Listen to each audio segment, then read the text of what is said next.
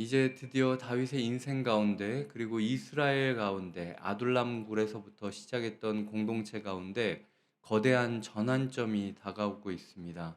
그 전환점은 뭔가 평안한 상태에서 이루어졌던 게 아니라 극도의 압박감 가운데 하나님께서 강제로 은혜 가운데 끌고 가신 부분들이에요. 마치 어제 우리가 저녁에 회오리 바람에 대해서 묵상했듯 다윗에게 있어서 이 시글락 사건이 굉장히 고통스러운 사건이었지만 그럼에도 불구하고 왕이 되기 위해서는 꼭 거쳐야 되는 상황이었습니다.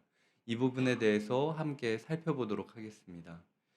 먼저 우리가 기억해야 할 것은 지금 인생의 시기를 겪는 중에 정말로 최선을 다해 노력했음에도 불구하고 이미 황폐해져 버린 나의 삶의 터전을 볼 때가 종종 있다라는 것이죠. 지금 이 사람들이 사흘 만에 시글락에 이르렀다라고 이야기를 하는데요. 블레셋 사람들이 진치고 있었던 곳에서 직선 거리로 90km 정도 되는 거리가 시글락이었다라고 이야기를 합니다.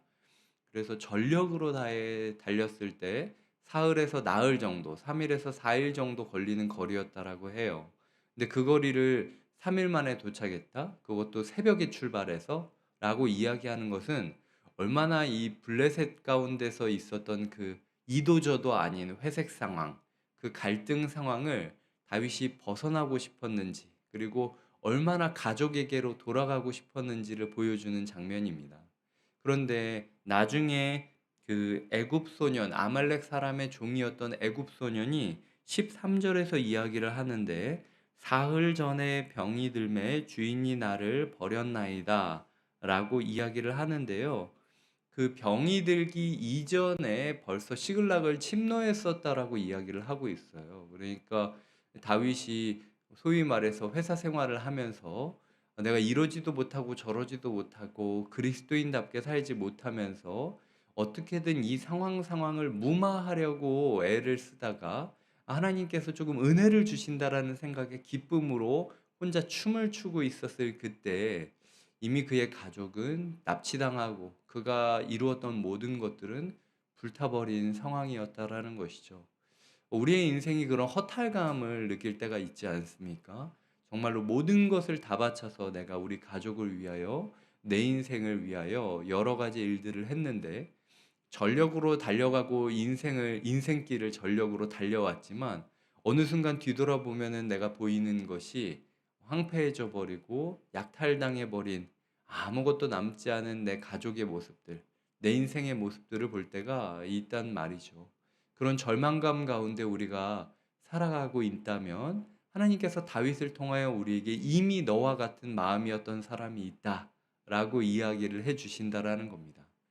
거기다가 다윗이 총체적인 난국이었는데 그것은 바로 다윗의 사람들이 다윗을 죽이자고 했기 때문입니다. 6절에 보면 백성들이 자녀들 때문에 마음이 슬퍼서 다윗을 돌로 치자 하니라고 이야기를 하고요. 4절에는 다윗과 그와 함께한 백성이 울 기력이 없도록 소리를 높여 울었더라. 이 사람들이 누굽니까? 그 아둘람 굴에서부터 나를 따라 나를 믿고 인생을 걸고 나와 함께한 사람들입니다. 그런데 지금 함께 펑펑 울고 나서 느꼈을 그들의 분노, 그리고 다윗이 느꼈을 죄책감. 내가 나의 사람들을 지키기 위해 이렇게 애를 썼지만 결국은 나를 함께하고 나를 믿었던 사람들에게 실망감만 안겨주고 패배감만 안겨주었다라는 그 무력감, 그 죄책감과 무력감이 다윗의 인생을 지배했다라는 것이죠. 크게 다급했다라고 6절에서 이야기를 하는데 다급했다라는 말이 어떤 의미냐면 원어적으로 봤을 때는 이게 그 심리적인 압박감이 상당한 상황인 겁니다. 그러니까 내가 벗어날 수 없을 정도로 심리적인 압박감이 상당해서 어떻게 할 수 없을 상황. 그러니까 소위 말하면 스트레스가 극도에 다다른 그 지점이 크게 다급한 지점이다라고 이야기를 할 수 있다라는 것이죠.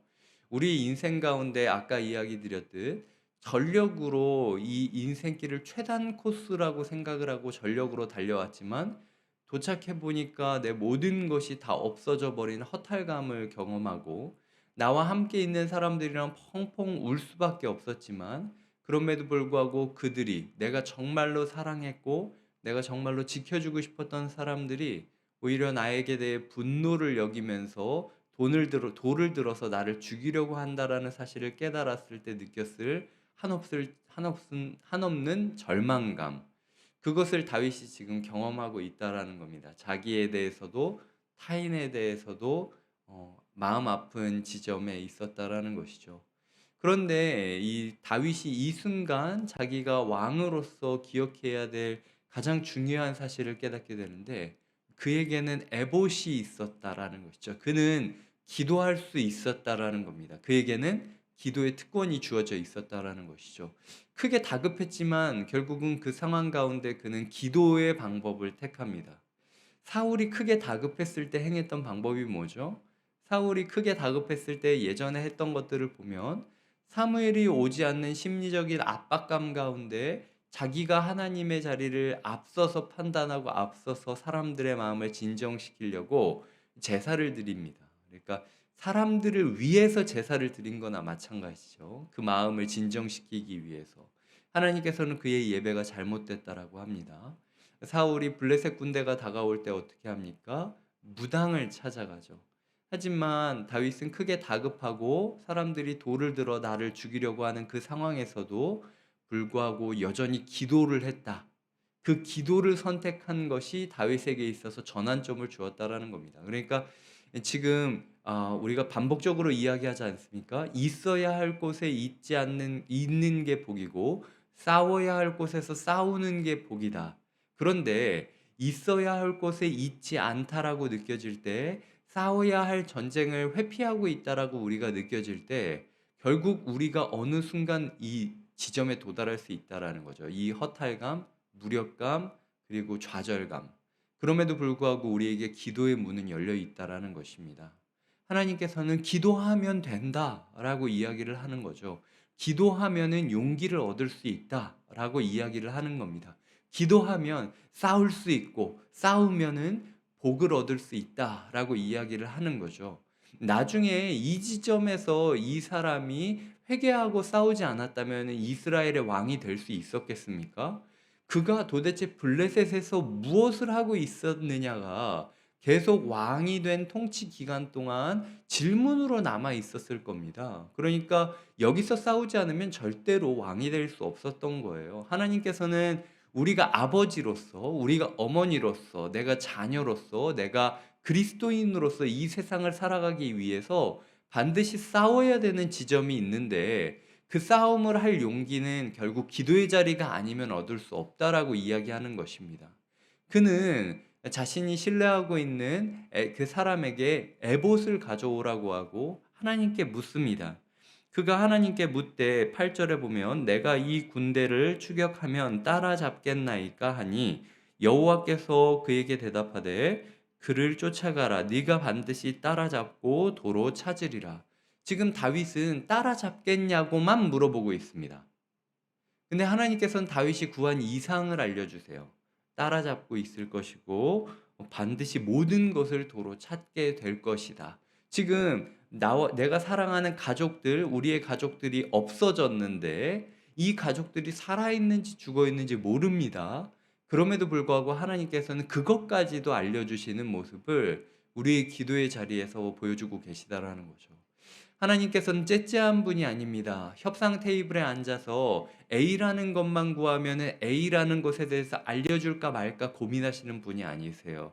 우리가 진정으로 싸워야 될 싸움을 싸우겠다라고 결단을 한 그 순간이라면 비록 나의 주변에 있는 모든 사람들이 나를 돌로 들어서 죽이려고 하는 그 순간이라 할지라도 그 심리적인 스트레스가 상당하다 할지라도 하나님께서는 내가 1 기도했다면 10까지 알려주시고 인도해 주시는 분이라는 것이죠. 그 기도를 우리가 힘입어서 기도의 첫걸음을 내딛지 않으면 아무것도 이루어지지 않는다. 그렇기 때문에 우리가 이 새벽에 기도를 하러 모인 것이 바로 그 기도의 첫걸음을 내디딘 겁니다. 솔직히 오늘 하루 그냥 새벽 기도 안 하고 조금 쉰 다음에 좀 더 좋은 컨디션으로 하루를 살아가면 인간적인 힘은 더 날지 몰라요. 하지만 그럼에도 불구하고 우리가 말씀을 듣고 기도를 하는 이유가 무엇입니까? 여기에 생명이 있기 때문입니다. 내가 이를 구하면은 100가지 응답을 해주시는 선하신 하나님이 나와 마주하는 그 순간부터 새로운 시대의 역사가 쓰여진다라는 것을 우리가 알기 때문에 그럼에도 불구하고 우리가 오늘 기도하러 나온 것이지 않습니까?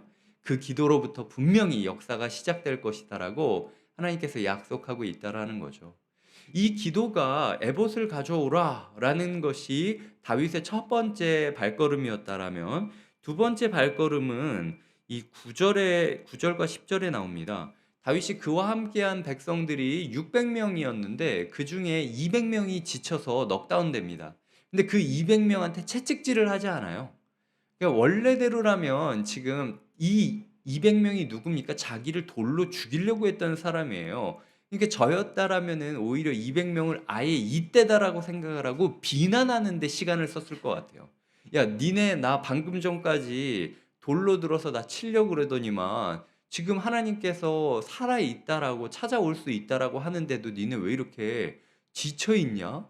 야, 니네 나 돌로 칠 힘은 남아 있고 니네 가족 구할 힘은 없는 거냐?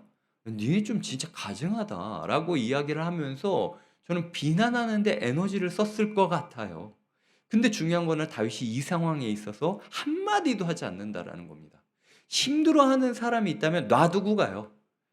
그리고 나중에 알겠지만 다음에 우리가 이야기하겠지만 그들에게도 동일하게 전리품을 나눠줍니다. 그러니까 이 다윗이 그 동안에 행했던 그 공동체의 모습이 얼마나 인격적이었는지, 그러니까 힘들어하는 사람들을 채찍질하면서 억지로 끌고 가는 학대 공동체가 아니라 지치고 어렵고 주저앉아 있는 사람은 비난하지 않고 놓아두고 쉴 곳을 마련해 주는, 그리고 너희의 싸움까지 내가 싸우겠다라고 이야기를 하면서 400명과 함께 전쟁터로 달려가고 있는 다윗의 모습, 그 인격적인 공동체의 모습이 두 번째 모습이었다라는 겁니다. 그러니까 우리가 우리 교회 안에서 그리고 우리 가정과 직장 안에서 행해야 될 모습이 바로 이 인격성이라는 것이죠. 타인을 비방하거나 정죄하는 데 힘을 낭비하는 것이 아니라 그들은 그냥 쉴 곳을 내버려 두고 거기 쉴 곳을 마련해 주고 나는 너의 싸움까지 하겠다라고 달려 들어가는 넉넉한 마음이 필요하다라는 겁니다. 이게 다윗에게 있어서 두 번째 발걸음이었다라는 것이죠. 세 번째 발걸음은 12절입니다. 들에서 애굽 사람을 만나는데 11절 12절을 보면은 자, 떡을 주죠. 물을 마시게 하죠. 무화과 뭉치에서 뗀 덩이 하나와 건포도 두 송이를 주었다라고 이야기를 하고 있습니다. 성경에서 그냥 이 구절을 그냥 먹을 것을 줬다라고 끝날 수 있어요. 근데 떡을 주고요. 물을 마시게 하고요. 무화과 뭉치에서 뗀 덩이 하나와 건포도 두 송이를 주었다. 이거 되게 쪼잔하지 않습니까? 이렇게 쪼잔하게 기록됐던 게 왜 그런지 아십니까? 아까웠기 때문이에요. 지금 블레셋 사람 그 진영으로부터 사흘 동안 내리 달렸습니다. 그러니까 앉아서 편하게 밥 먹을 여력도 없었어요. 왔더니 내가 가진 모든 것이 없어진 상황이었습니다. 그러니까 얼마만큼의 전쟁 물자가 필요한지 모르는 상황으로 지금 달려가고 있는 거예요. 200명을 내려놓고 그들이 먹을 거를 마련해 주고 달려가고 있습니다. 그러니까 내 전쟁 물자에서 또 200명분을 놓고 달려가야 되는 상황이 벌어졌다라는 거예요. 진짜 오늘 내가 먹을 그 간단한 휴대식량, 전투식량 빼고는 다 남겨두고 지금 뛰어가고 있다라는 거예요. 그런데 갑자기 길거리에 누워 있는 어떤 한 사람을 보았을 때 지금 그 사람이 정신을 잃고 쓰러진 상황이잖아요. 자기가 먼저 내가 아말렉 사람의 종이었는데 너희가 나한테 잘해주면은 내가 아말렉 사람한테 가이드해주겠다 이런 얘기하는 거 아닙니다. 그런데 그냥 누가 쓰러져 있는데 내 여정 가운데 쓰러져 있는 사람을 보게 한 그분이 하나님이시고 하나님께서 분명히 뜻이 있다라는 생각이 있었기 때문에 내 가족을 살리러 가야 되는 그 긴급한 상황에서 지금 이 사람을 환대하는데 내 힘을 쓰고 있다라는 거죠. 이게 세 번째 발걸음이었습니다. 얼마나 낭비입니까? 이 건포도 한 덩이와 그리고 이 포도 두 송, 무화과 한 덩이와 건포도 두 송이를 줄 때 이 400명의 사람들이 얼마나 이게 아까웠겠습니까? 다윗이요. 지금 우리 먹을 것도 없습니다. 그 무화과 한 덩이 정말로 그걸 먹으면은 눈이 번쩍 뜨일 정도로 이 힘이 생겨 가지고 그거를 가지고 달려갈 수 있는 거고, 이 건포도 두 송이 우리한테 얼마나 귀한 건데 그냥 떡이랑 물만 주고 알아서 일어나든지 말든지 하라고 하지. 아니면 우리 상황 급하니까 그냥 "너 그냥 알아서 하라." 고 버려두면 되지. 이 긴급한 상황에서 굳이 "이 한 영혼을 환대를 해야 합니까?" 라고 이야기하는 게 저는 정상적이라고 봐요. 거기다가 지금 가족을 구하러 가야 되는 건데 이 대업을 앞두고 이 죽어서 거의 반시체가 된 사람을 회복시키려면 얼마나 기다려야 됩니까? 이 사람이 우리가 달려가는 것처럼 달려갈 수 있겠습니까? 지금 비명 행사하기 직전인데. 그러니까 이 사람 때문에 발걸음이 다 멈춰버린 거예요. 이 한 영혼이 눈을 뜨고 말을 하기까지 400명이 지금 지켜보고 기다리고 있는 겁니다. 발걸음을 멈추고. 하지만 그럼에도 불구하고 하나님께서는 "그게 가장 빠른 걸음이다."라고 이야기를 하고 있다라는 거죠. 내부적으로 공동체 안에서만 인격적인 모습을 보이고 "너희는 쉬어라. 우리는 우리의 전쟁을 하겠다."라고 이야기하는 것과 동시에 외부적으로도 우리 삶 가운데 마주하게 되는 한 영혼 한 영혼을 결코 내버려 두지 않는 환대의 정신을 가졌던 것. 그게 다시 말씀드리자면 다윗 왕국의 핵심이었다라는 거죠. 기도하는 나라, 그리고 인격적인 나라, 환대하는 나라. 하나님께서 원하는 공동체의 모습이 바로 그런 모습이었다라는 겁니다. 아이러니하게도 모두의 발이 묶여 있고 저렇게까지 해야 하냐는 과도한 친절로 인하여 그가 정신을 차렸을 때 그를 통해서 '아, 이 환대의 길이 우리 가족을 구할 수 있는 최단 코스였구나.'라는 사실을 깨닫게 됩니다. 그래서 지체하지 않습니다. 망설이지 않습니다. 다윗의 공동체의 네 번째의 모습은 그의 삶 가운데서 하나님의 신호라고 느껴지는 어떤 것이 있었을 때 가타부타하지 않고 그냥 바로 달려듭니다. 그래서 지금 적들이 춤추고 가장 번영하고 가장 화려한 모습을 보이고 있었을 때 그것이 가장 기습하기 좋은 때라고 여기고 달려듭니다. 우리가 느낄 때에 우리를 마주하고 있는 상황이 가장 화려하고 가장 위대해 보이고 가장 압박감이 큰 모습이라고 할지라도 오히려 우리 마음 가운데 '아, 여기까지 걸음을 하나님께서 인도하셨으니 저 상황은 우리가 두려워해야 될 상황이 아니라 기습하기 가장 좋은 상황이구나'라고 아예 그냥 확신을 갖고 달려들었다라는 거예요. 400명밖에 안 된 사람들이었음에도 불구하고 그들을 통하여 하나님이 역사하셨고, 그리고 낙타를 타고 도망간 40명의 어린이들을 제외하면, 소년들을 제외하고는 모두 다 진멸되었다라고 이야기를 하고 있습니다. 그러니까 다윗의 공동체의 다섯 번째 모습은 끝나지 않는 싸움이라는 것이죠. 여전히 싸움의 불씨는 남아 있고, 그러니까 방심할 수 없는 모습을 그리게 되는 것이 다윗이 이루게 될 왕국의 모습이었다라는 것입니다. 사실은 여기 보면은 1절에 침노하였는데라고 이야기를 하는 것이 27장 8절에 보면은 다윗이 침노하였다라고 이야기를 하고 있어요. 그 단어랑 똑같습니다. 그러니까 자업자득이에요. 그러니까 남에게 우리가 하나님한테 도대체 왜 우리에게 이런 일을 주셨냐라고 기도할 때가 있잖아요. 근데 사실 오늘 말씀은 이야기하는 겁니다. 니네가 그렇게 해서 다 그게 돌아온 거야. 니네 인간들이 그렇게 살았기 때문에 다 이렇게 된 거야. 라고 이야기를 하실 때가 많다라는 거죠. 그럼에도 불구하고 우리가 감사해야 될 부분은, 다윗은 어떤 사람이었습니까? 다윗은 침노하면서 진멸하는 사람이었다라는 겁니다. 모든 것을 죽이는 사람이었다라는 거죠. 근데 다윗의 가족들은 죽이지 않았다라는 거죠. 아말렉 사람들은 다윗의 가족들을 노예로 삼는 것이 더 이득이었다라고 판단했을 겁니다. 그럼에도 불구하고 우리에게 주는 영적인 교훈은, 하나님께서는 이 모든 일이 우리의 자업자득으로 벌어진 일임에도 불구하고, 그럼에도 불구하고 여전히 기적의 여지를 남겨두고 있다라는 것이죠. 이제 다시 왕국이 시작될 수 있습니다. 우리가 블레셋 사람의 군대였고 블레셋 사람의 용병으로서 인생을 마감할 수 있다. 하지만 난 너희를 거룩한 나라의 제사장으로 부른 거다라고 이야기를 하고 있어요. 왕 같은 제사장으로 우리가 살아가기 위해 하나님께 물어야 되고 인격적인 공동체의 모습을 우리 가정과 직장과 다락방과 교회 가운데 이루어야 되고 환대해야 되고 그리고 두려워하지 말아야 되고 그것을 오히려 기회로 여겨야 되며 마지막으로는 끝나지 않은 전투라는 사실을 기억하면서 오늘 하루를 달려가야 할 것입니다. 하나님께서는 20절에 보면은 다윗이 소 양떼와 소떼를 다 되찾았더니 무리가 그 가축들을 앞에 몰고 가며 이르되 이는 다윗의 전리품이라 하였더라라고 이야기를 하고 있어요. 웃기죠. 1절에서 이제 초반부에서는 돌로 죽이려고 했던 그 사람들이 이는 다윗의 전리품이다.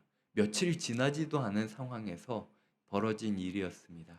모든 사람이 나를 배반하고 돌을 든 것처럼 두려움과 스트레스를 느끼고 계십니까? 우리가 바른 스텝을 밟기 시작할 때 하나님께서 이내 곧 이 사람들이 이는 다윗의 전리품이다. 이는 아빠의 전리품이다.